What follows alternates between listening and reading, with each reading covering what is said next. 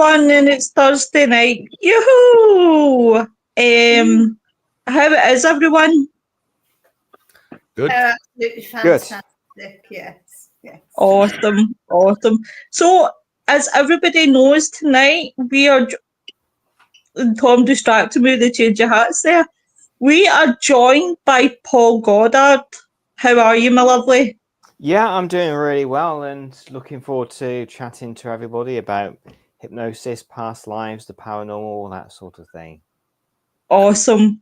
I've actually been so looking forward to this because I will be really, really honest, I am into past lives.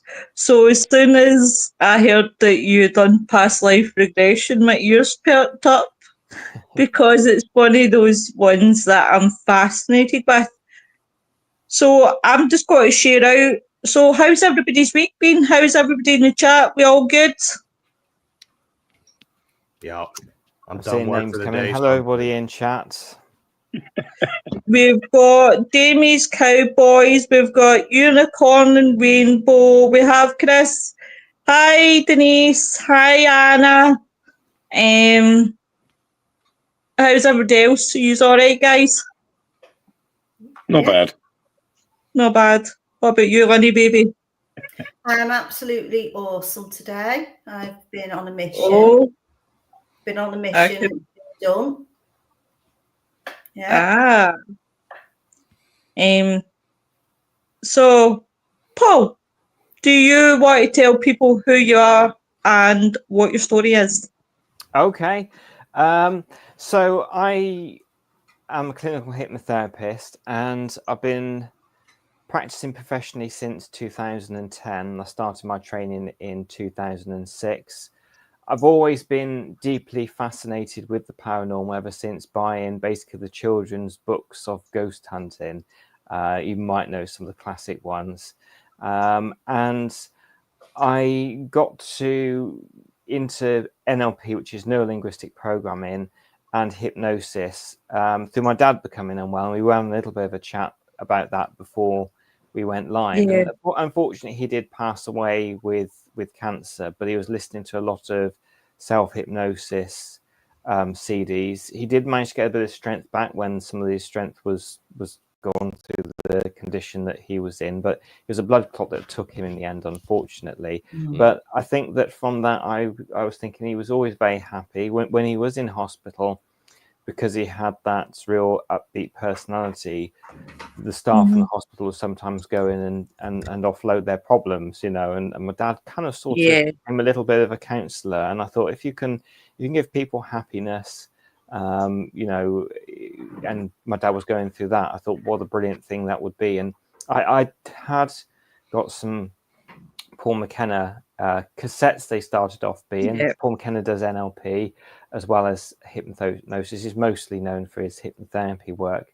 Started off with sensational snooker, and it did improve my game. But for those that played snooker with me will realise I haven't listened to that cassette for a really long time. And I also got some for exam confidence, and that really helped. And it was Change Your Life in 7 days, because I wanted to be a radio broadcaster. And I was a nightclub DJ for a while and a pre-club DJ. I had some success in some of the smaller bars locally and smaller nightclubs, but I wanted to do the really big ones. And my dream was to DJ at Cafe Del Mar, something like that. So I realized I was being held back from those big goals with my fear of rejection. But it was through my dad listening to hypnosis. There was also as well the Paul McKenna I Can Change Your Life TV program that was on, and I just found that fascinating. And I think that I love music. I still love music now, and vinyl records are still a big part of my joy. But I wanted to do something that would give happiness for a lifetime, rather than something which is just a night, and then after the weekend you go back to the job you really dislike. And maybe not everybody has the perfect job, but you can create some happiness within the work, and if you think in different ways. So part of the hypnotherapy training was past lives. And when I learned to do past lives, I was on a paranormal investigation, because I used to do ghost hunting. Some people say I'm not a ghost hunter and paranormal investigator. To be honest, I just use both terms personally myself. Yeah. I just said to the organizer that was doing it, I've recently got a certificate in hypnotherapy. We learned some past lives. Can I do some past lives whilst we're here? And I kind of had a bit of an audience and people watching. Got a few clips that I put up early on my Facebook and all that you can still sort of see that if you delve back quite a bit on it from that particular evening.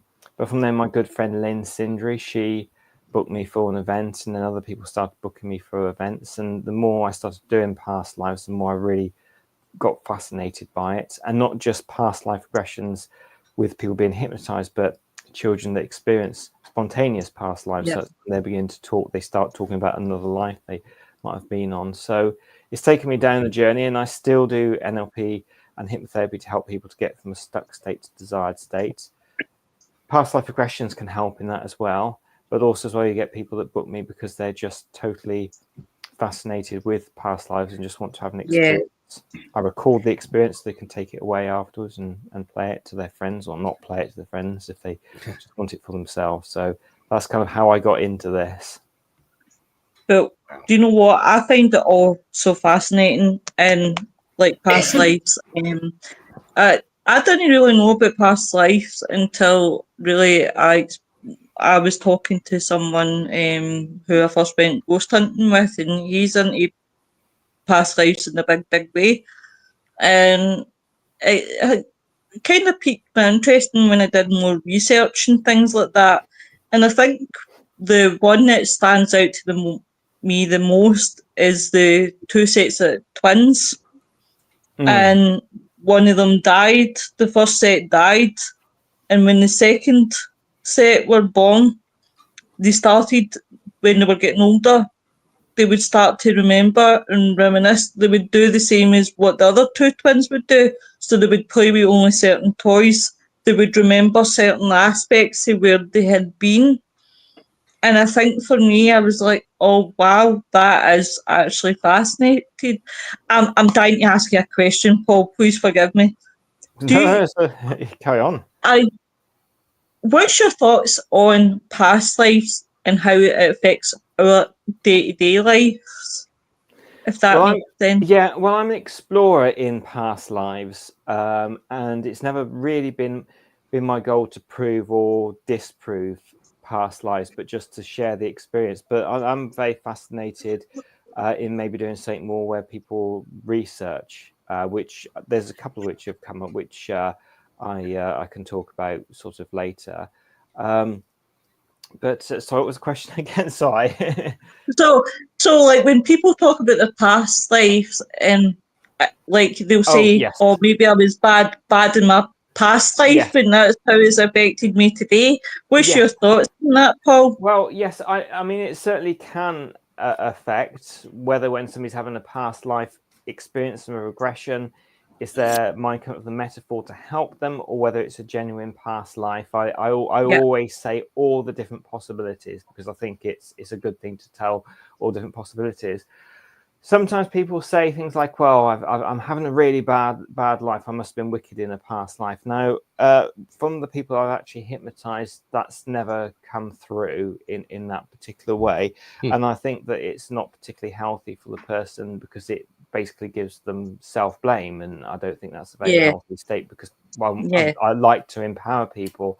But certain things that can affect, if a child in a previous life to a mother has passed away, and maybe the mother might have accidentally neglected or took their mind off something for a split second, and the child died, it can then in this life make the mother overprotective. Other things that have happened, people sometimes, and this is just sort of general, because a lot of these ones, they're individual clients.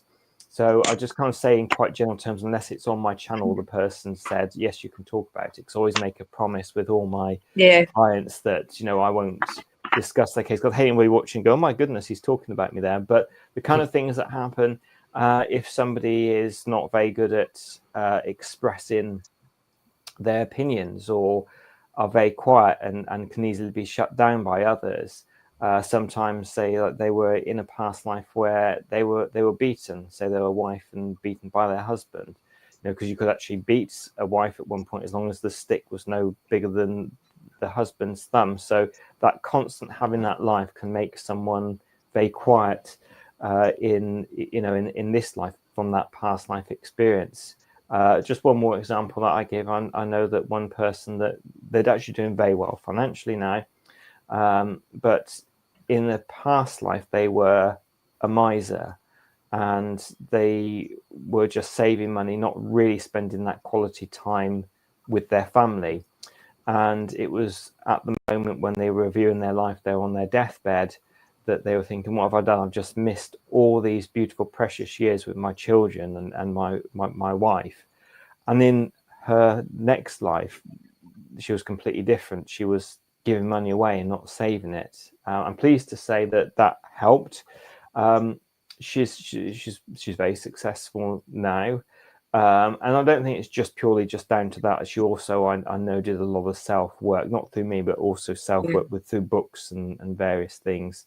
But that just sort of shows you how a past can affect, past lives can affect your present life. Yeah, I think that's true. I think it's true, because it's looking for little triggers in people's behaviours, the way they act, the body language, and sometimes especially with some women, it becomes an automatic thing. They're expecting to behave in a certain way, but they could be married to somebody brilliant, but they're still doing this thing. So whether it's been brought down from the parents, watching the parents, I don't know. Mm-hmm. So I think you've got a good point there, Paul. I think that's quite right. That I think a lot of people who, especially women, some men also, both men and women got beat. Some still are now, but it does show in their body language. But it's like a built-in natural way to behave, and it's not natural to behave like that. No, absolutely. And you did say it could be from seeing parents. That has happened, and I've experienced similar things in my sessions. But also, one of the possible ideas why people might be experiencing past lives, is through genetic memory. So that is the thought that the cellular memory passes down the genes and the bloodline, and that's why people can remember through that particular way of the messages coming through the body. And I've certainly known it to happen with organ transplants. There's books written about it. There's a book called the Heart Code, which is quite interesting. It's not in the books. It's actually a friend of mine had the experience, and they give me permission to tell this story.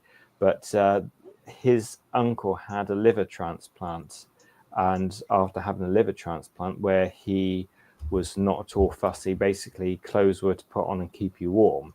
That's all that he thought about, clothes. But after having the liver transplant, he became a lot more fussy the way he dressed.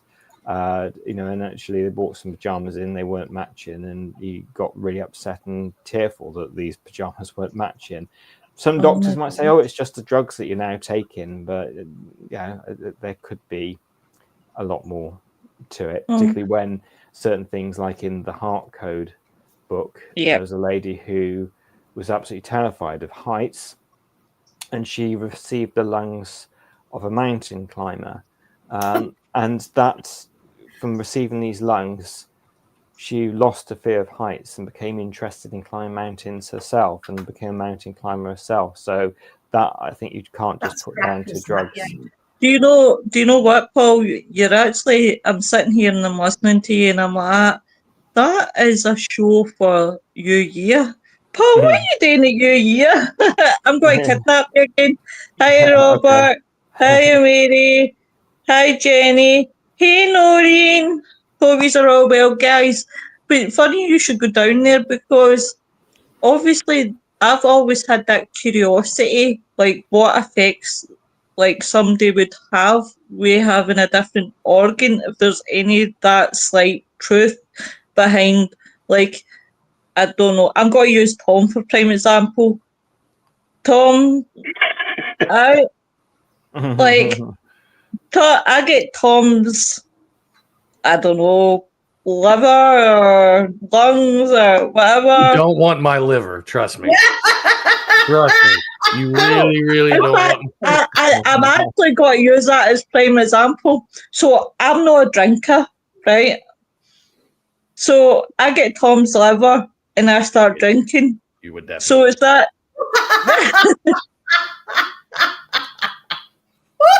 And then I have this bright idea that I'm going to start wearing baseball caps and call it "This is Lowe's World." It could happen. It could happen, but I don't know if you've Sorry, given your consent for Willow to have your liver, Tom. I don't think anybody would want my liver, to be honest. I mean, not that I abused it that much, really, but I am Irish and German. I think Lois should be more worried about getting a pig's heart transplant and end up spending the rest of her days digging for truffles. I mean, oddly enough, I do have a friend of mine who passed away a couple years ago, and he was an organ donor. And this boy, it's a good thing nobody got his liver because it would not be usable. He was way worse than me. But his kidneys were already spoken for before he passed because he was pretty much in a vegetative state that he wasn't coming back from. And I think about that often. Like, I mean, does that mean that part of him is now part of this person? And God help them if that's the case. Because this, I mean, I loved him so much. I really did. But man, if they start like thinking like him or acting like him or what, wow. Yeah, I'd love to meet Jenny that person. says we're all hilarious. Thank you very much. We do try in this show. Do try. It could well happen, and I think sometimes because you don't hear every single person who's had an organ transplant, their personality changes, but there must be something that creates a trigger for it to suddenly start happening. Well, so yeah. Here's another scenario that's came into my head, right? So a woman husband killed himself, and he obviously his organs were donated to whoever needed them. And she met somebody who got one of his organs. They fell in love, got married, and then the same thing happened again. Her husband, second husband, then committed suicide. So I'm sitting here thinking, is that just a coincidence, or is it? It could be a coincidence. I mean, I think that at the end of the day, having an organ transplant and receiving the organ is life-saving. So I wouldn't want to say anything here that might start freaking people out. No, I wouldn't put you in that position, Paul. Definitely no. But it's the mysteries of the world, shall we say? Yes, it could have. We don't know what was going on in that particular person's life. I mean, I don't know what was going on in their particular life. So, it's one of those things. I don't think we'll ever know. But for certain things, I mean, there are lots and lots of positive stories, like losing the fear of heights and getting a new hobby in mountain climbing. People becoming quite artistic, and and it's completely gone off a tangent. But you also hear sometimes people having head injuries and suddenly becoming having fascination in playing the piano and learn the piano, and suddenly they're really good at it, which they never had any interest before. And sometimes even just with a bang on the head, people become experts at playing something. And you hear people all of a sudden wake up one morning and they start like speak with a German accent. I mean, the mind is incredibly I've heard that thing. I find that really fascinating. People who have these accents and something happens and this new language comes out. Full languages, full. Where have they got it from? Yeah. Where does that come from? It doesn't just come. I mean, I'm Welsh. I can speak a little bit of Welsh, but I can't speak fluent Welsh because most people I live with round here, we all just speak English. I can get along with it. But I'm not going to bang my head and all of a sudden I'm going to be speaking fluent Welsh. You never know. Yeah. Well, you don't know, because the Well, people that do, they weren't expecting it. But I wouldn't deliberately go around and do that just to observe the effect, you know. So I would love to bang my head and wake up with an IQ. That's what I would. it's one to bang my head though. Suddenly I'll be like Albert Einstein. Jenny says, I'd love to learn to play the piano and guitar, but I'll pass on the head injury. Hi, Yvonne. How you doing, lovey? So, Paul, have you ever had any paranormal experiences? Oh, blimey. Yes. I mean, I've had a fair few. One in which one to say no. So I think one of the most fascinating ones that I had, I go to paranormal ghost hunting first, but I also had one that I remember as a child. And the one which I remember very well, I mean, I've got a few of my paranormal investigations on YouTube, just little clips of them. It's a beautiful place. It's been a while since I've done paranormal investigation properly, but one of the ones that I was doing, we were in an age concern shop in Gloucester, and to be honest, I really wasn't expecting much to happen in this age concern shop, and we went in there. I think it's because the ladies felt a bit uncomfortable, like they're being watched or something. So the part of me was thinking, oh, I think that, you know, it's just kind of like, I mean, you can start thinking yourself, because the brain is an amazing tool. And if you start thinking there's something behind you, you can really start, you know, believing and feeling like somebody is looking at you if you give yourself the suggestions enough time. So I was kind of down the route that it was something like that. But it was at the end of the night, I think it was about 4 or 5 o'clock in the morning. I can't remember the exact time, but we were literally packing everything away. It's typical. And then we were in the back staff area, which was like a kitchen. There was like a corridor that went to a padlocked door at the end. And I saw this lady, and she was kind of in sort of what I would call country dress. You know, this country dress that could be anything from the 1950s to today. It hasn't really changed too much. And she came out of this corridor thing, released the catch off the fire door. It slammed shut, and there was a little glass window in the fire door. So I saw her go past through the glass window. And the only way she could have gone to it was all locked and padlocked and bolted. So there's no way she could have gone through that. Even where she came from initially was a blanked off wall, but you could see where it was a passageway going through at one point. But when I saw this, it was, well, that's very weird. And I think I converted it to reality to begin with, because I thought, oh, somebody's locking up. And I thought, well, it can't be, because we've been given the keys. We are the only people in here. So that was quite a good experience for me. I was very excited, even though I didn't catch anything. But you know, I think as well that when I saw her, it was just like seeing anybody else. It wasn't transplant or see-through. It was just like a person. So that's why I thought it was a lady looking up to begin with. I did also hear when I was a child, my name being called out once. That was the only ever time I was trying to get off to sleep. So I don't know what that was all about, but it did freak me out for quite a while after that experience. And one more, I used to work at a venue, the Gloucester Guild Hall, and when I was at the Gloucester Guild Hall, it was Christmas light switch on. Now the Gloucester Guild Hall is it used to be the old Guild Hall. It used to be like where the council chambers and all these meetings used to happen ages ago, but it was a entertainment venue, workshop. They had art exhibitions there. But it was also used as a base for the Christmas light switch on, because there were street entertainers and we had it open so they could use the facilities as changing rooms. So I was just on in the bar with somebody else, and we were just, you know, I think we were just getting ourselves a cup of coffee or something like that. We were also waiting for the entertainers to come back in. And the bar was shut. Nobody else was there apart from the entertainers who would be buzzed in. And we were in the kitchen there, and there was like the bar, and it sounded like all the glasses and bottles suddenly started rattling.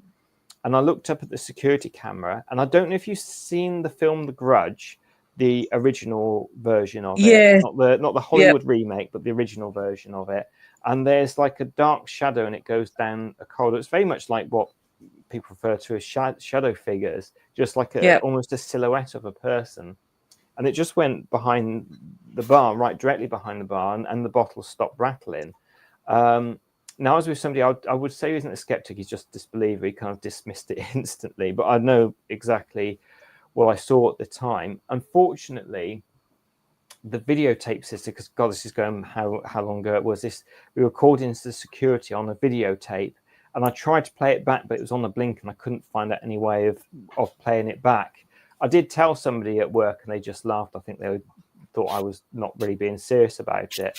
But what I did find really interesting is that a bit later on, I managed to get the same sort of black outline on the TV, because we used to have radios, intercom walkie-talkies, and if you spoke closely to it, it would make the very top left-hand corner, I think my right and left for a second, left-hand corner, it would just be like a kind of, the screen would bow in a bit and show like a kind of dark shadow, but it would only ever do that corner, wouldn't do anything else. And this, what I saw was definitely an outline of a person, but because it was kind of radio frequencies, it makes you think that the cam was maybe picking up on some sort of frequency. But I could never play the tape back to see if anything was on it, because that, if I had caught anything, that would have been totally amazing.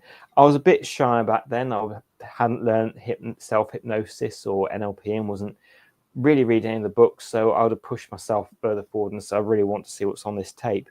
It still might have not come out anyway, because I've known people do that before on Paranormal Investigations. They thought, we've got it. This is going to make national news. Play it back, absolutely nothing. Because I remember some people, I was actually poorly, so I didn't go on this ghost investigation, but there's one at the Everyman Theatre in Cheltenham. And there was a point where people are underneath the stage, because obviously you can go underneath the stage in like these theatres. So they just heard like Saint quote bang, like, you know, almost a body dropped on it, or like a big bag of sand, and everybody jumped and they all came running up. There's video cameras running and they're expecting to hear this big bang.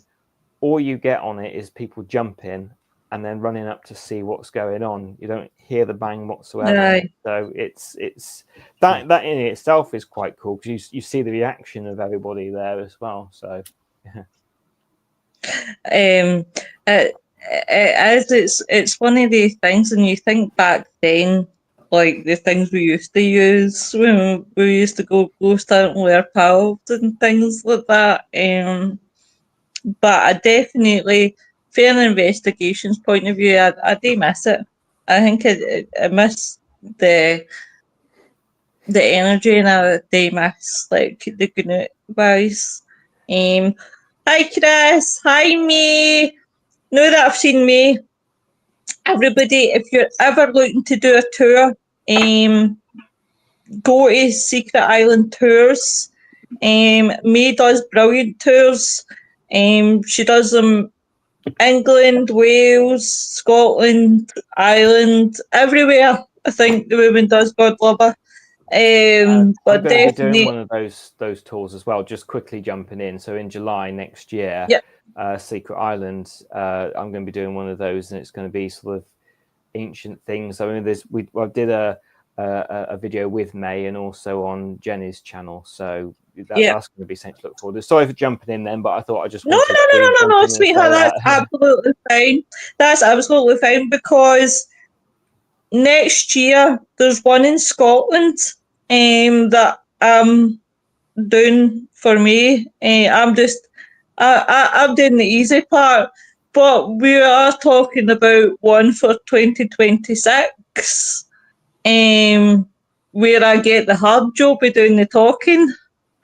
So I'm practicing up the old, you better get your words out.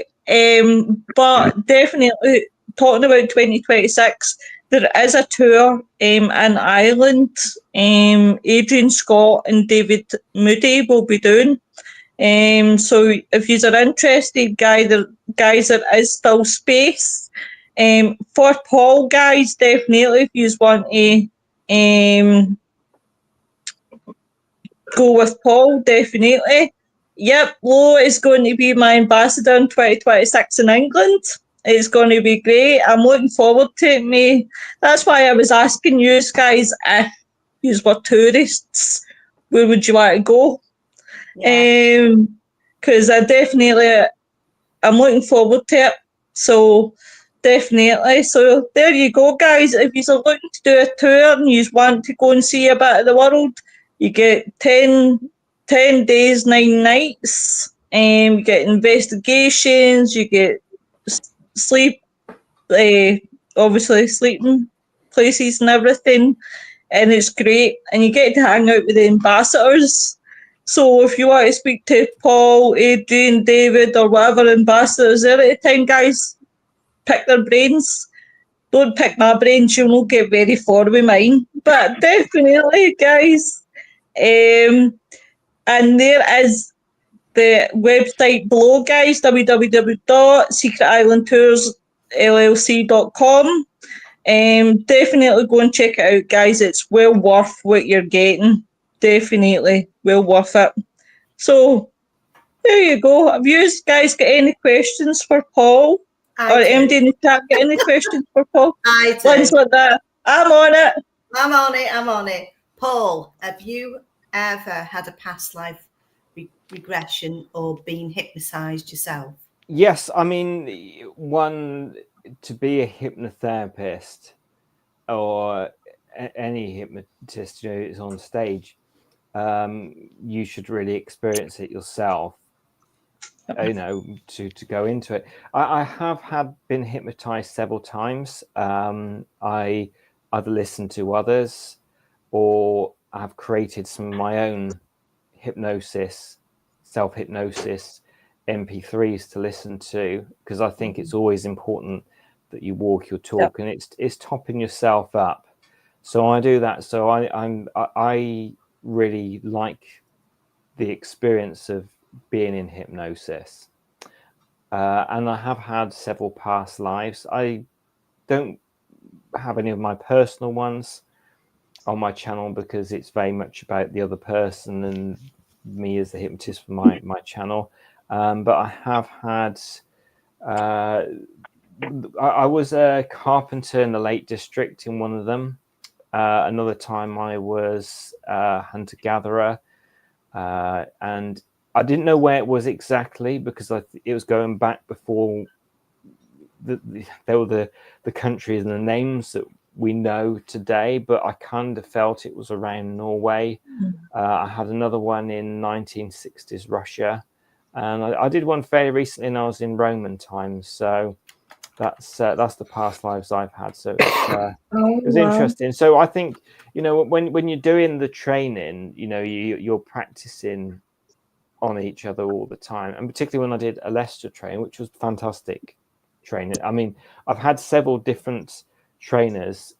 Kim Phillips for NLP, I've done a little bit with Robert Dilts. That was just like a little weekend one. That was really good. A Leicester training, Raymond Roberts. Kim did some hypnosis. Maria Wheatley, who's a master dowser. So her father was she never calls herself a master dowser, but she's really a master dowser. She calls herself a second generation dowser. And she's got the Avebury experience. She did. I wanted to know more about past life and more tools and techniques that you can do in a hypnotic past life regression. So Maria added more to it. So so I've had lots of experiences of hypnosis and fairish bit of past lives, but more experience of self-hypnosis really, and hypnotized by others. Wow. Have you ever been hypnotized, Wayne? A long time ago, but it was one of those, rather than being past life regression or anything like that, it was basically a comedy sketch. It was a Christmas party for my parents' work do. Yeah. And this hypnotist was going around and he selected a number of people, volunteers, to go up on stage. And it was what a lot of people would call the parlor trick side of things. Yeah. But I don't remember anything of it. It's what people had told me had happened. Wow. And it was things like we got us all to sit down in a line, and he put us all under. And apparently all the men had to be women and all the women had to be men. And he came along and he asked everybody's names. And when he got to me, apparently I, in a high-pitched voice, said Sarah was my name. And he asked what I did for a living. And I told him I worked in a fish and chip shop. And I'm like turning around to my mum and I'm going, really? Did I come out with that? She said, yeah, but I've never heard your voice go that high. She said, you really did sound like a woman, a young woman. And one of the other things he got us to do was every time we heard Blue Suede Shoes by Elvis Presley, no matter where we were or what we were doing at the time, we had to get up and gyrate our hips. And this guy's performance finished and everybody all went back. We all sort of come out of whatever it was he put us under. We all went back to our seats and we carried on with our drinks and our food and everything else. And then out of nowhere, the song Blue Suede Shoes started playing. And I just went blank. I don't remember anything of what happened. I just shut down, and then it must have been about a minute later, I'm standing there above the table. Literally, I was floating and sort of hanging over the table. And my mum's going, Wayne, sit down, sit down, sit down. You're embarrassing us. I went, what am I doing? She said, and my nan goes, you only just got up and started gyrating your hips like you were Elvis Presley. That bloke got you to do that. And I'm like, I don't remember. All I remember was literally going completely blank. And then when I come out of it, I'm standing there sort of hovering over the table after gyrating my hips. And I'm just saying, no, it was really weird. But he did this to about 12 people. And it was a group thing. Everybody was doing that. Apparently, every other person on there stopped whatever they was doing. And there was 2 people at the bar. And they got still doing it, are you? No. I don't like Elvis Presley, so I try not to listen to any. But there were apparently 2 blokes standing at the bar that were with our group as well, but we're hypnotised. And when the song came on, they were standing there gyrating their hips with their pint of beer still in their hand. So they were spraying beer everywhere while they were standing there doing this. Oh, my God. But, well, I'm like, I don't remember none of it. All I got was the feedback from what other people had said had happened. So, Paul, I've been a strong believer in hypnosis as well because of that. Paul, I am dying to ask you, Paul, have you ever, right, straight honest answer, have you ever, for fun, hypnotised somebody and got them to make animal noises or something so funny? Oh, blimey. I did do a stage hypnosis course. It was never actually my intention to be a stage hypnotist, but people are always asking me questions about stage hypnosis. So I took one, and it is very funny, and Raymond taught it really well, very ethically as well. But yeah, I think because I'm a very relaxed personality, it's kind of saying I've not really gone down that particular route, and I'm always a bit sort of, it is great, and Raymond is very good at doing both his clinical hypnotherapy and his stage stuff. It's just probably because being busy in the past life really took off. I just really got more into the either the therapeutic or the past life things. I mean, I do things sometimes that to just demonstrate. I mean, there's somebody who's very suggestible at work, so I used to kind of have his hands clasped together and holding on to things just that he couldn't let go of. But it wasn't really to make him look stupid. It was just like as a demonstration. People really wanted to, but he was up for it, doing that. So it was quite good to do that. But I mean, I've not really done that for a while. I only ever do it really as demonstrations, just a couple of things. But I think as well because I like to people to know me as the therapist side of things. That's kind of why I haven't. But I don't think there's any reason why you can't do both. Raymond does both very successfully. You know, I'm quite a chilled person as well. So I'm very sort of laid back. So I think, you know, Raymond can be very sort of quick-witted with certain things. And I think sort of personality-wise, you know, I've done stuff that people are fascinated with, but it does take quite a long process, some of it. Yeah. Do you know has Tom ever been hypnotized or had a past life? Oh, Nope.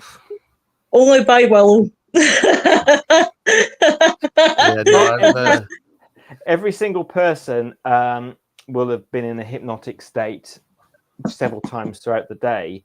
I mean, where we are now is beta, normal waking consciousness. And when we go to sleep, we go to alpha, theta to delta. But people who are driving, if you've ever been on automatic pilot where you're visiting somebody, you think, I'm driving to work. You've gone into a hypnotic state at that time.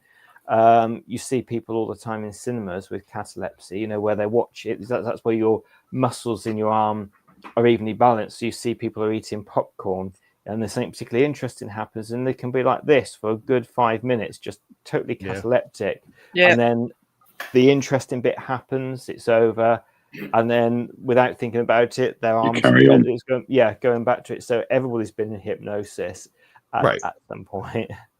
I've just never been outright hypnotized. You know what I mean? Not like by not by another person or anything like that. Like I would love you to do it to Tom for a giggle and tell him to start like making chicken noises and things like that. That would be hilarious.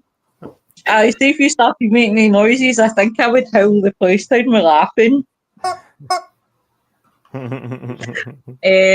But it's one of those ones. As I said, I have done past life before. I've had it done before, and I discovered that, and I don't mind talking about it. I discovered that I was a witch in my past life, and I was basically casted out, and I came back and cursed the whole town.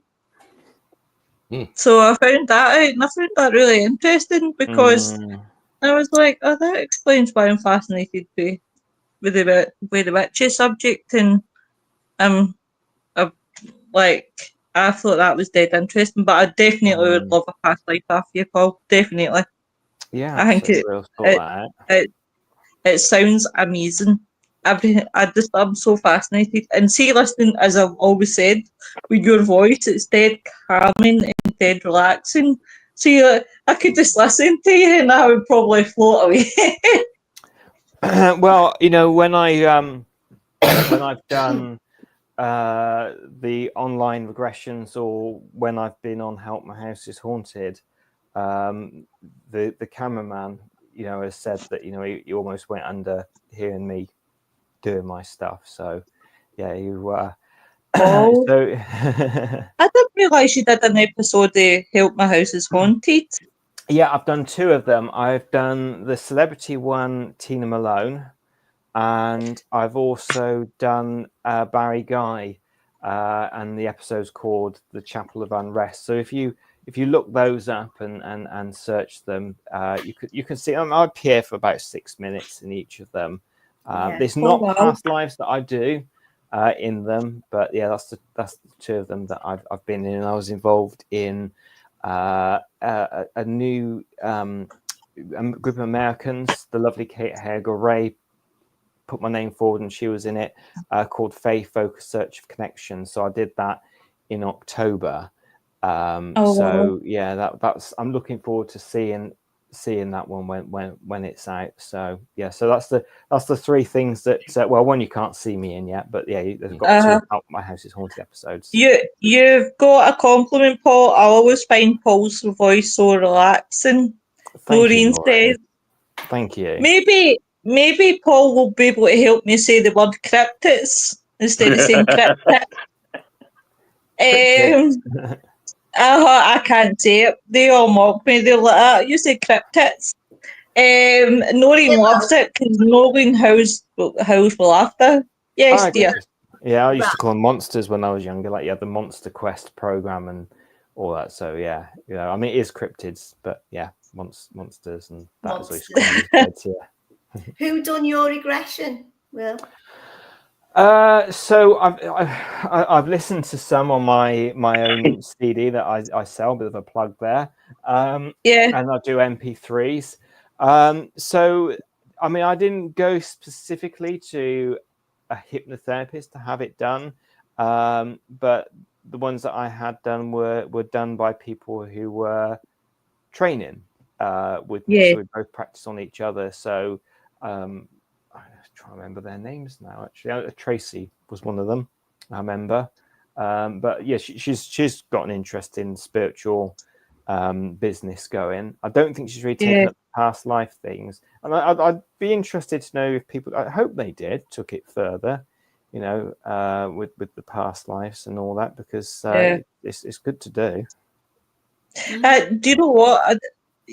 When I sit here and I listen to you, it makes me miss my development circle with Barry John, because I used to do development circle with Barry John, and I loved it. Yeah, and I know Barry John well from the Parameet events. Yeah, Barry John's amazing. Yes. He's another guy I just love to bits. Noreen says, I watched the Help My House is Haunted ones.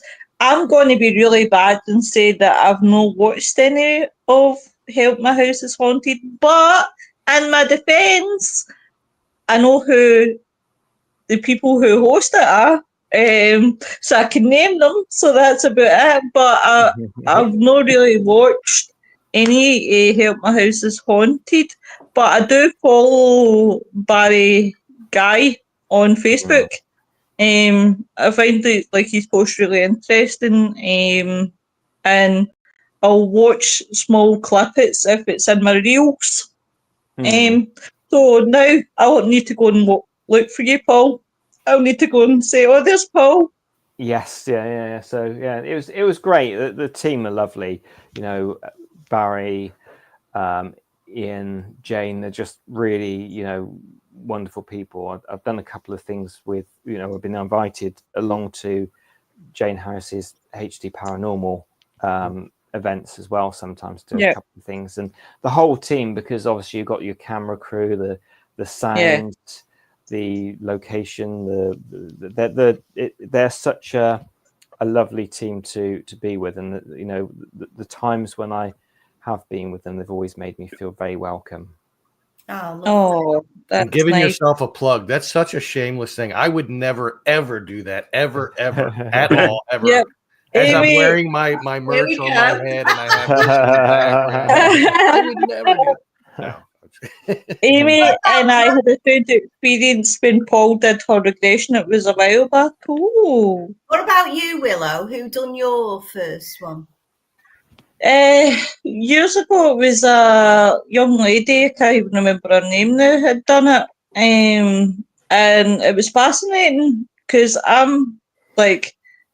found it really, I was quite skeptical in the sense of I didn't think I would go under, because I find it quite hard to relax. Yeah. So I didn't know if it would work. Yeah. But when I did it, I was quite shocked. I was like, oh, wow. So, and then I'm listening to Paul speaking, and I'm actually feeling dead relaxed. It's like, keep talking, because it's like dead relaxed in the shoulders. Nori says, I watched those ones in particular because Paul had said that he was going to be on, but I have caught a few others. These are making me feel bad now. I'll need to go and watch Help My House is Haunted. Yeah, the first one I did. Ironically enough, today, this morning when I got up and I was having my coffee, scrolling through TikTok before work, I came across a little short video about past lives with a little theory about birthmarks and past lives, about how that's people holding on to like tensions or something like that from their past lives, and people who were born without birthmarks, it's either more unlikely that it's their first life, or it's them having let go of everything from the past and and they've moved on from that, but they're still coming back. That's interesting. That's very interesting what you're saying about that, because everybody in my family, we've all got like these, see the marks on my wrists, and they go bright red. All my kids have got them up the heads, down the legs, and we've got big long brown ones down our legs and on our faces and everything. They're all the same, and it's almost like you've been branded. Do you know, like you've been a cattle and you've been branded. Do you know, you're saying that, and all I've had in my head, sorry guys, just me at my usual, when people say something randomly comes into my head. I like Jackass, right? It's a bunch of Americans who do stunts, right? And when you're talking about being the cattle being prodded, all I could see is Bam, right? Bam did this stunt with Ryan Dunn. And Ryan Dunn's got the cattle prodder, and it's in the shape of a cock. And he keeps putting it on his leg, and he'd only meant to do it a couple of times, but he'd done it that bad. And see, when I seen, he kept moving around. I mean, obviously it's going to hurt, and you're going to move, but he should have been laying flat on his belly, and then they could have just right down once, branded, done. I was laughing because I just seen there and the flash of the scene in my head, and I went, oh God. Nori says, while Paul regressed Amy, I drifted off and got strong visions of a man and had strong messages. I spoke to Charlene about it later, and it transpired the person I described was an ex of Amy's, and what I was saying was relevant, was a strange connection. Oh, what do you think about that one, Paul? Yeah, no, I mean, those sorts of things do happen as well, most definitely. So, I mean, it's not the first time, I always say it, but other people have said very similar things. Just quickly going back, because you said about birthmarks, I really like that, and I do mention Dr. Ian Stevenson quite a few times, but he went around the world investigating children with spontaneous past life claims. So when he would speak to the people who had birthmarks, say if they'd been shot and they said the body passed through the body, a lot of the times he would sort of have like a smaller birthmark at the front, and at the back, which was the exit wound, a slightly larger birthmark, because the exit wound is slightly larger. And on another note, sometimes people can have problems develop at a certain age, and in their past life something traumatic happened to them. So say like they had a severe injury at the age of 24. Sometimes when people suddenly hit the age of 24, instead of being in pain throughout their lives, 24, something happens in the cellular memory to trigger off some of those feelings. Because sometimes you have people that have pain and the doctors can't explain why they should be having pain. It's like some sort of phantom pain going on. So there can be that connection as well sometimes. Oh, wow. I didn't know that one. I really didn't know that one. Paul, would you like to tell everybody where they'll find you?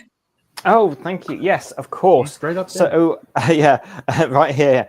So on my website, paulgoddardnlp.co.uk is the one to go to. I've got lots of different YouTube channels, but business-wise, I've got three of them. People might be interested. I've got Past Life Regressions with Paul Goddard. Facebook is Paul Goddard Past Life Regressions.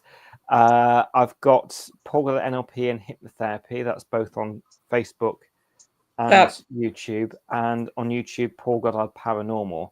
I also have another YouTube channel, which is Paul Goddard. It's just my name.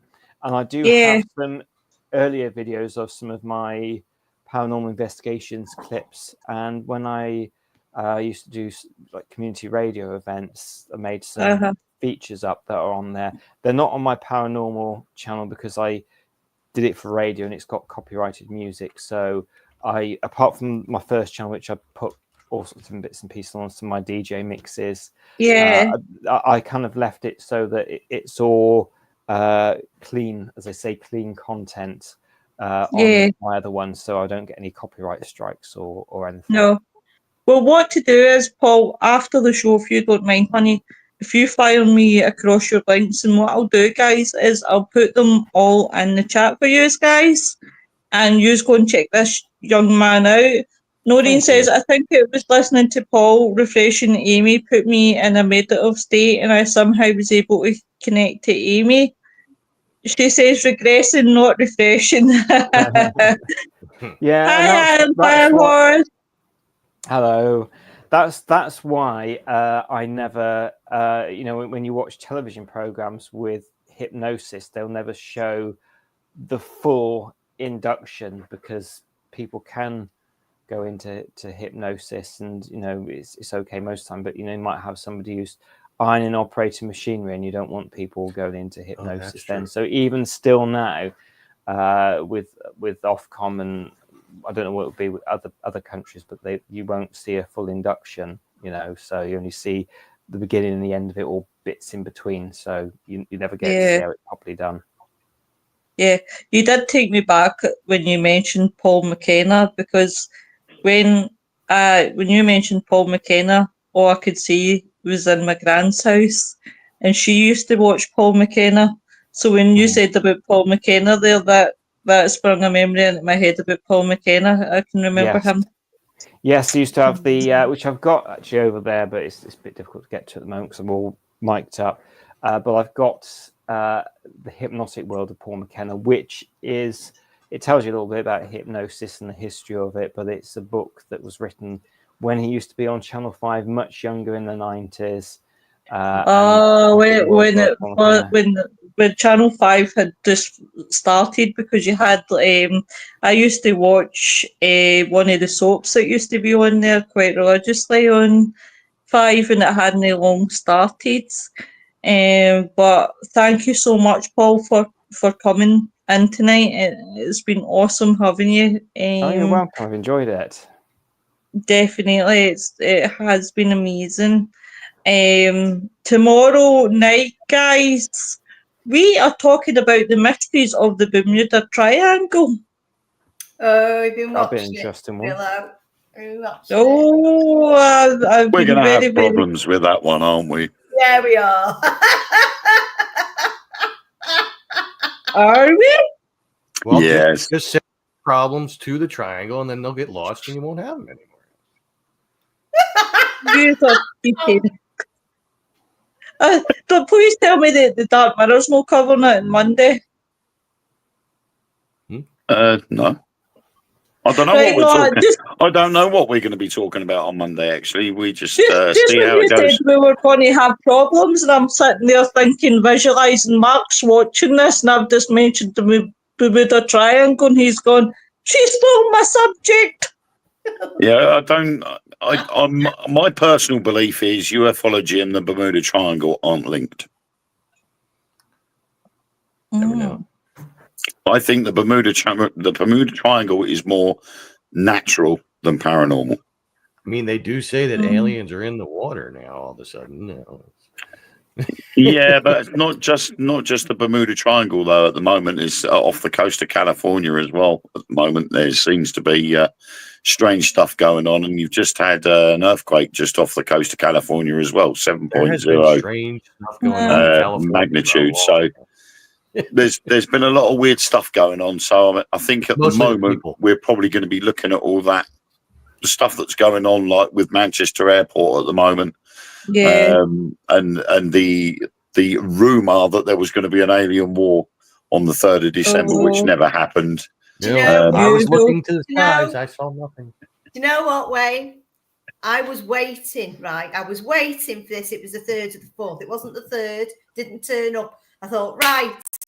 Yeah. Right, I was in work and I was thinking, right, what's going to be happening today? And the only thing that happened yesterday, well, whether it was bad or good, is the French government collapsed. Didn't it? I thought, well, where's the aliens? Well, the thing was that this rumor about the 3rd of December and this alien war, which was either going to be, and this is where it gets stupid, because nobody actually knew what this alien war was going to be about, whether it was going to be aliens against humans or aliens versus aliens. Or just no one fully knew what it was going to be. Yeah. And so everybody was expecting it. And what it then did was it created a form of hysteria And people then started posting their own things about what's going to happen on the 3rd of December. Now, this only came about because of an AI bot that was created. And the AI bot said there was going to be a war on the 3rd of December. And somebody then went and posted it and spread it out on social media. And then typical Chinese whispers. Yeah.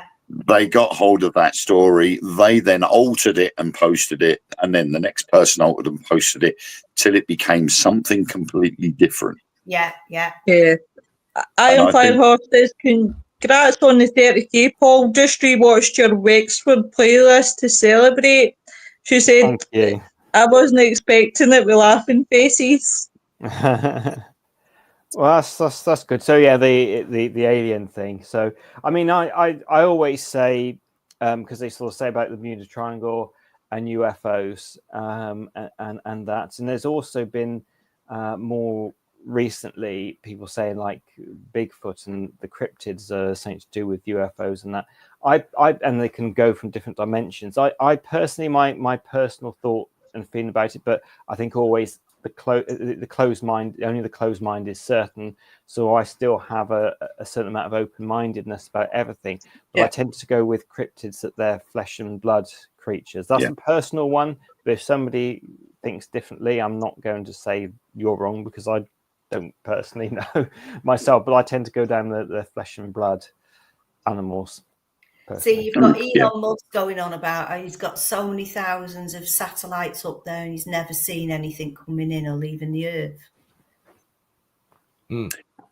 Yeah, but then there's Black Knight. And Black Knight has been documented way before even flight became a thing.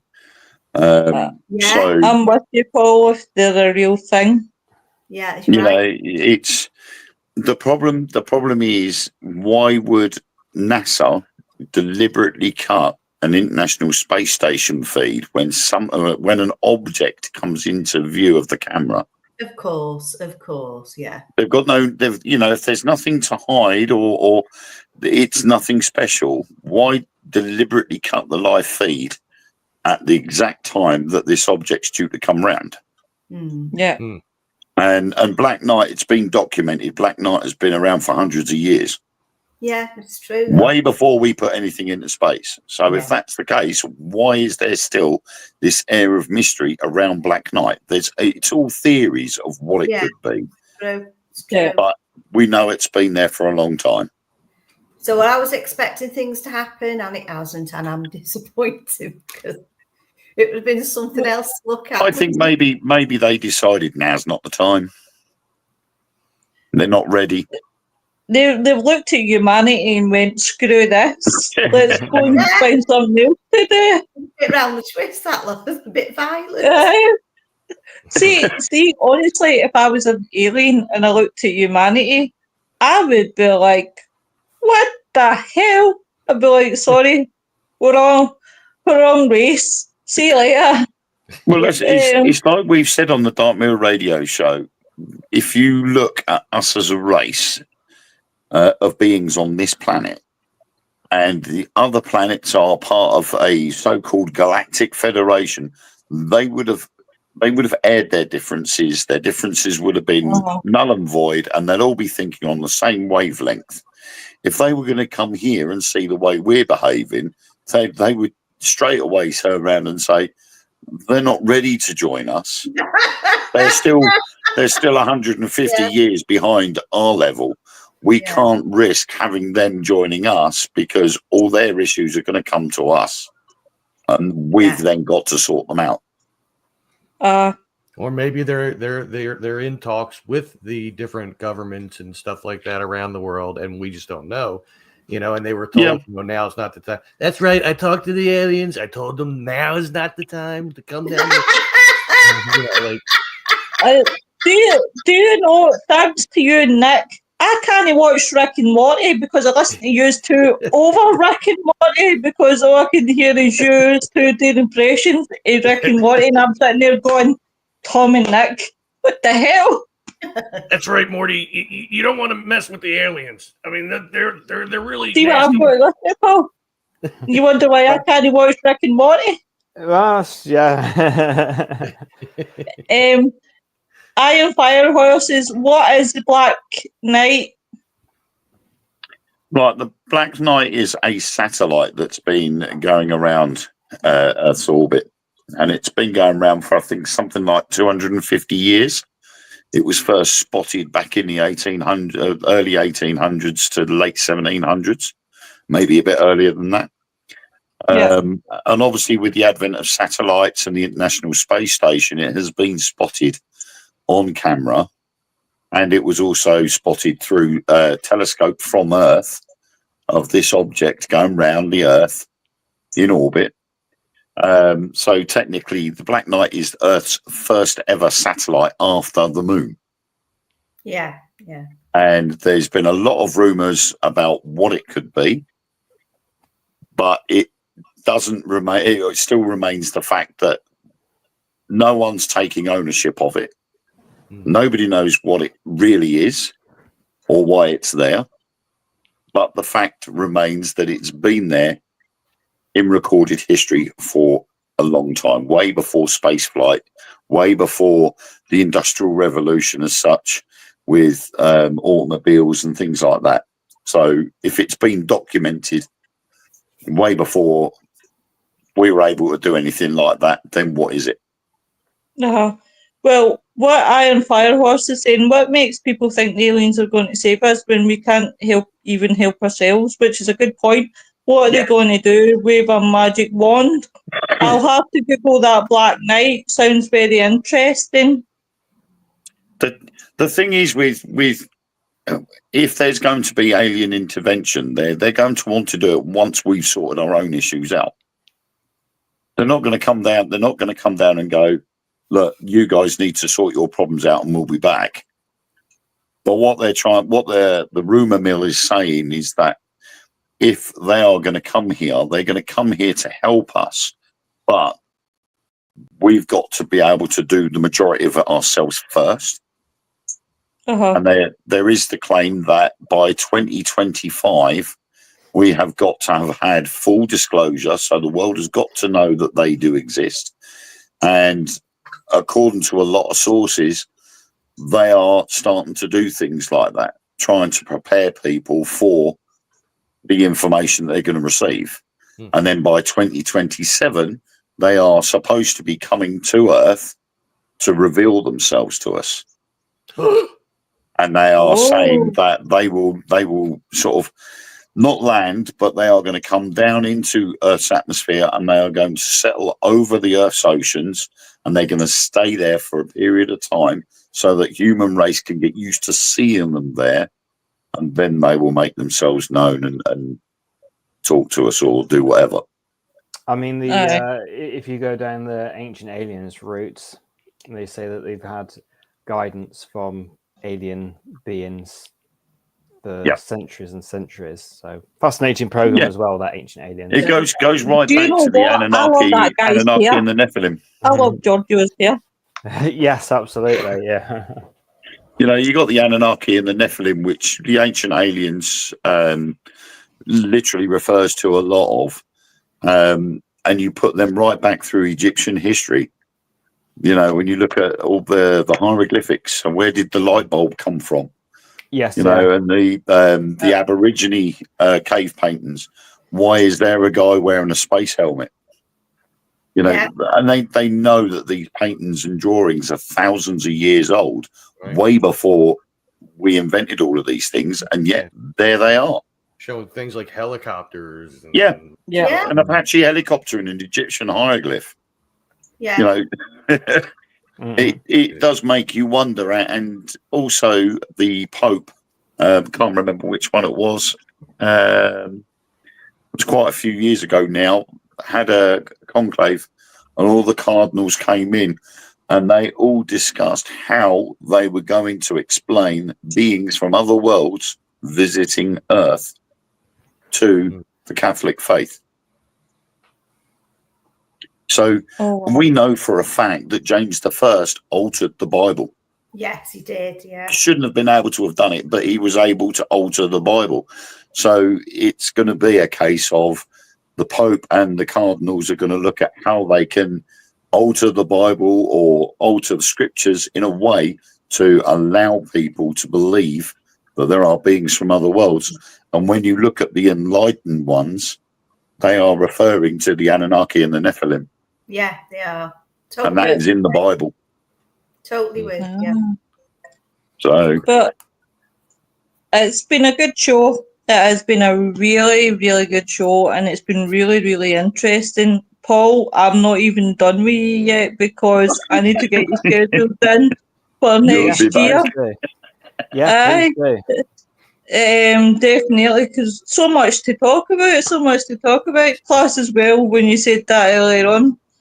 So that's Friday, guys. So tomorrow, that's what's happening on the Fools and Ghouls. I don't know why the Dark Mirror came into my head there. I was nearly on the tip of my tongue to say the Dark Mirror show. Oh dear.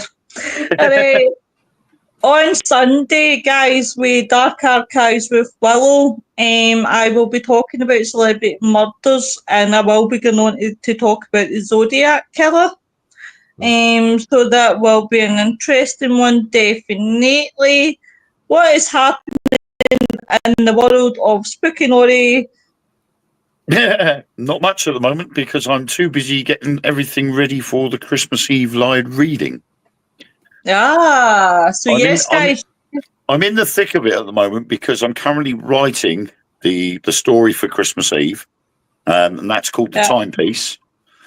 And that is in relation, it's a World War II / modern day ghost story.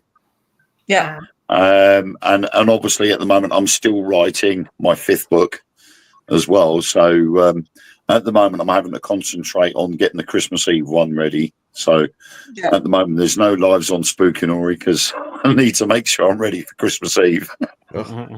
That's no problem. What's happening? Well, we've already discussed what's happening in the Dark Mirror show. We don't quite know what's happening in the world of the Dark Mirror show. Tom, what is happening in Tom's world? When are you golfing it again? I'm going to tie you down. I don't know. It's been a little while since we played golf, but as far as my stuff, I never know where I'm going to go to make my videos. The last one I put up is just about, and I just put it up on Tuesday. It's just about reaching 2,200 views, which is cool. And my next adventure, I don't know. I know I can't go where I wanted to go when I initially started making the video that's up there because the homeless population in that wooded area it's too big. And I don't want to risk, having to kill somebody or being killed by somebody. So I mean, I do live in Philadelphia. Everyone who's joined us tonight, definitely check out This Is Tom's World. If you like urban exploring or just exploring in general, Tom does amazing in history. History. Sorry.